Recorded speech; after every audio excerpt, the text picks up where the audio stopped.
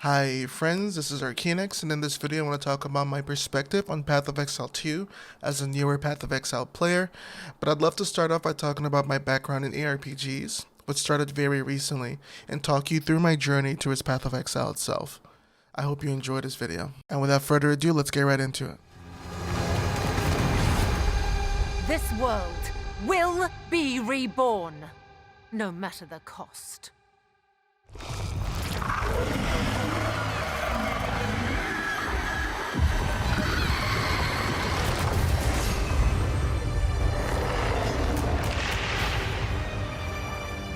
The journey for ARPGs for me started with Diablo 3 a couple of months ago, where I played through the campaign to get a better sense of the genre while waiting for Diablo 4's release. It took a while to understand gearing concepts in ARPGs, and to get over the phase where I have finished the campaign, but I have not gotten the good enough gear sets I needed for my build to become fully viable.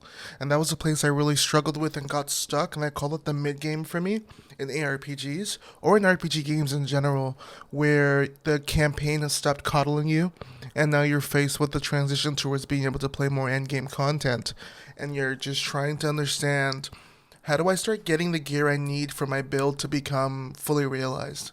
I know gear sets can be controversial because of the ease of use when gearing, but from my perspective, I love both sides of the argument. The first being to help me understand the power fantasy of ARPGs quickly, see my spin to win Demon Hunter or my Simulacrum Necromancer come alive because the gear sets made me get why ARPGs were so awesome. I had come from games like The Division, Destiny, as well as like a casual MMO enjoyer, and my most constant hunger to optimize my gear and get better in those games had finally found a platform to be satiated, and that was in ARPGs. The other side of the argument, though, that stood is you get to the power fantasy way too fast in Diablo 3, and after I got the gear sets, that was it. Like, I did some seasonal challenges, I tried some of the other classes, but that was pretty much halted right after that. I could have progressed my Paragon further and increased my gem levels in Diablo, but why would I do that? And that was when I decided to move on to Path of Exile to try that out. Now, coming into Path of Exile, I had heard a lot about its depth and lack of beginner friendliness, but I wanted to see for myself if I could figure this out. And I did, but not at first. Crucible League was my first league. It had just released a couple of weeks before I got in, and I tried rolling a Necromancer. And because I always loved the fantasy of necromancers in a lot of the games I played, I did have a really hard time getting into this and getting through the later acts because I didn't understand basic concepts like resistances or a good understanding of like support gems and gem links and gem colors. I ended up quitting that character because I just struggled too hard and felt like I hit a wall, and I found Zizaran's video where he progressed through all the acts using a Toxic Rain Pathfinder. And after following the video as well as the POB, I found myself through all the acts. I ended up facing important challenges through that journey though, and roadblocks, and one of them remained to be my defenses. Like, instead of resistances this time, it was the layers of defenses that make my character be able to survive as I pushed through the acts. An example was evasion, life, how much life did I need per act, spell suppression, armor. There were so many of these concepts I didn't really understand how much I needed. The walls appeared in my second lab, where I made it to the boss of the second lab and just got one shot literally every time. And sometimes this was because I hadn't dodged the hits, other times it was because I hadn't learned exactly how much life I needed to survive these hits. I checked online, but it had so many questions I wasn't really sure what I was looking for. Like, how do you ask that online? Hey guys, I keep getting one shot by this boss. So I ended up joining the subreddit for Path of Exile and also joining the official community Discord. And I checked a beginner chat channel where I could ask questions. And so I posted a clip to them of me being one shot and asked, hey guys, how can I like get better here? What exactly am I missing? And it was there that I got the information on the layers of defenses I was missing on my character because I was pushing into the second lab with about 1k life, no energy shield, basically no evasion or armor as well. And that was an amazing discovery because it made me understand that like your character in Path of Exile has layers of offensive and defensive qualities that make them rich in so many ways. If I'm comparing this to my Diablo 3 experiences, I'm seeing that for Diablo 3, gear progression and character growth really was just level plus Paragon points to give you better stats that helped you in your resistances or in the power fantasies, and then the gear sets help lock that together. But in Path of Exile, while I'm progressing through finding gear, finding gems, finding gem links that are great for my build, upgrading certain gems based on the qualities, I'm also thinking about the layers of defenses. Like, there was nothing that felt and gave me more dopamine than hitting 75 on all res for the first time because I finally understood how to craft that and the power that was in my hands with a crafting bench. But then there was nothing that blew my mind even more than understanding, oh my god, I don't just need 75 res, I need to fix in life in here and evasion rating. And so, how do I do that? All my gear slots are already filled. Do I need to get better gear now where I can still have the prefix and suffix available to craft? And so I did that, and I found myself going back to this lab, and I literally just stood there and let the boss hit me because I needed to know that I had built enough layers of defenses on my character that I could take a one shot and be given the space to actually make mistakes. And he did. He went for a swing, and I dodged it, and it was awesome. And that gave me so much dopamine because I had finally taken a break from the campaign to like fully either find gear I needed that could give me the stats I needed to create these layers, or I had just looked these concepts up in the Wikipedia or in videos on YouTube on like how much of these do I really need? Where is overkill? Where should I be thinking is a good balance for this character at this point? The dopamine burst was unreal. I had figured the boss out. I had to understand so many layers of defensive mechanics on the way, but I did it and I conquered it. My toxic rank Pathfinder would eventually fall early into red maps because I hadn't actually kept doing this as I progressed through the maps, and I didn't really like the damage over time was my core damage type. And so I rolled a third character that was a fire damage over time juggernaut. My hand was held tightly by the god himself and his guide's pox, and I ran through the content all the way to the end of red maps, and I found some friends on the way and unlocked all the void stones, and in my eyes I beat the hurdles asserted of me for so long. Righteous Fire can be seen as such a lazy build by so many, but it really gave me the resources I needed to understand other mechanics in the game while not being constantly gear checked or skill checked. One of my thoughts on this experience though was it was really easy for me to learn about the Atlas and other mechanics and league content in the game when the jug is just literally shield charging through the content.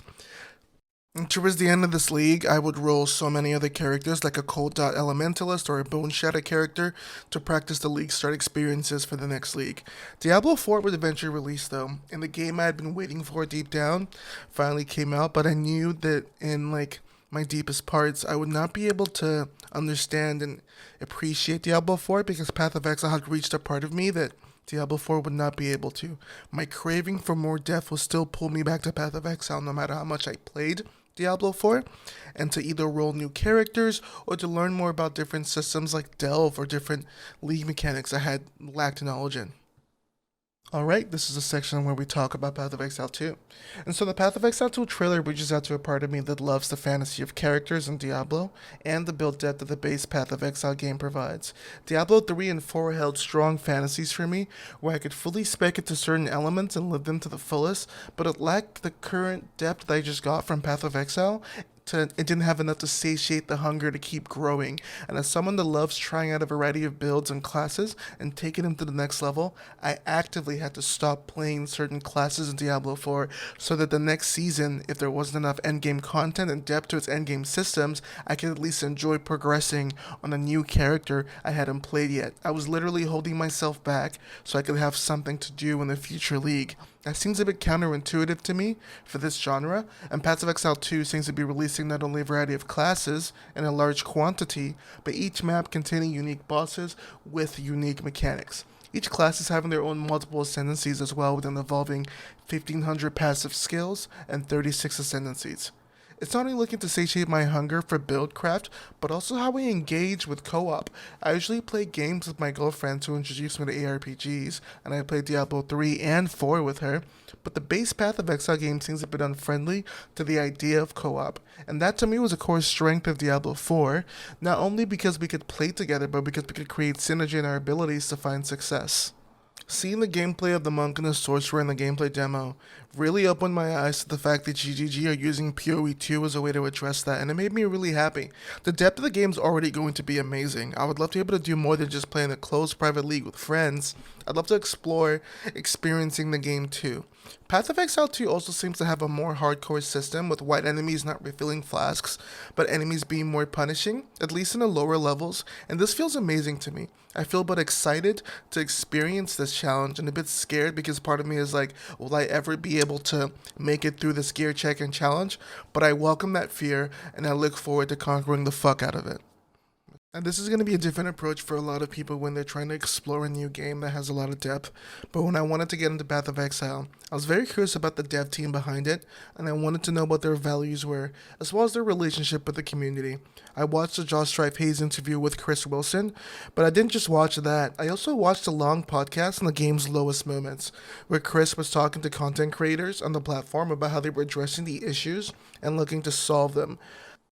Now, I didn't play the game at this time, but it seems the community's sentiment was that it was a very low point for the game because controversial changes are being made. But the community and Chris figured this out. And I love this. It's not a perfect game, and that's good. I tend to play games a lot and become a hardcore player. I'm familiar with the distastefulness that comes, and when you lose the globe in your eyes, it goes from 1,000 hours of experience in the game. Bugs become more annoying when they haven't been fixed in a long time. Official PR statements instead of truth and honesty when mistakes are made from development perspectives create a sense of apathy that eventually leads you to leaving the game because you don't feel like you're being cared for. I didn't see that here. I saw Chris going off script to address issues that were important, and being able to witness moments like that are why I decided I wanted to play Path of Exile in the first place. I'm also aware that the league I started in, Crucible, was one of the worst ones for a lot of people. I didn't get to enjoy the league mechanics because till this day one of my biggest hurdles in the game was the crafting metagame. I can get through the acts and maps, but my interest falls off when I can take my build further only through metacrafting with thousands of clicks to make a GG item, or by paying lots of divine for an item of that type on the market. This is a very personal opinion though, but I think I'd rather prefer an in-game system that lets me still be able to find items in the world and use the crafting system to take these items to the next level. And maybe this is possible, but I have yet to fully experiment with crafting yet. And I played the last Epoch recently and really appreciated the systems in the game when it came to crafting.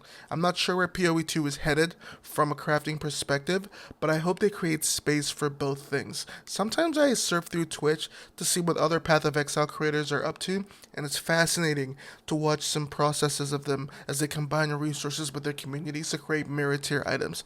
I witnessed that in Subtractum in this league, and I was amazing to witness to even be a part of that as a viewer.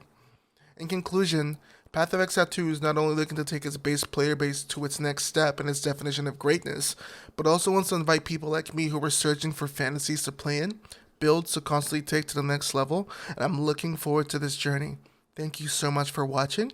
I am arcainex, and if you enjoyed this video, I make videos on RPGs that I love, and I would love if you joined in. Hit that subscribe button and that like if you enjoyed this, and if you'd love to see more. Thank you, and I hope you have a great day.